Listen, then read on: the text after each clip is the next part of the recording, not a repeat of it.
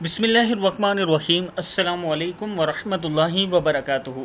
आबिद राजा channel की तरफ से आज मैं अपने दोस्तों को एक ऐसी दुआ बताऊंगा, जब आप परेशान हो, मुश्किल में हो, कोई ज़रिया नज़र ना आ रहा हो, तो उस टाइम इस दुआ को कसरत से पढ़ा करें। इंशाअल्लाह आपकी तमाम मुश्किलात हल हो जाएंगी। दुआ सुनने से पहले मैं अपने तमाम दोस्तों से गुजारिश करूंगा कि इस वीडियो को आपने आगे ज़्यादा से ज़्यादा शेयर करना है। तो शुरू करते हैं। बिस्मिल्लाहिर्रहमानिर्रहीम। जब आदमी किसी मुश्किल में गिरा हुआ हो, या इसे कोई परेशानी दरपेश हो, या वो बेवसीला हो, तो ये दुआ करे। इस तरह तलब रोज़गार के लिए भी मुजर्रब अमल है। दुआ क्या करनी है? बिस्मिल्लाहिर्रहमानिर्रहीम।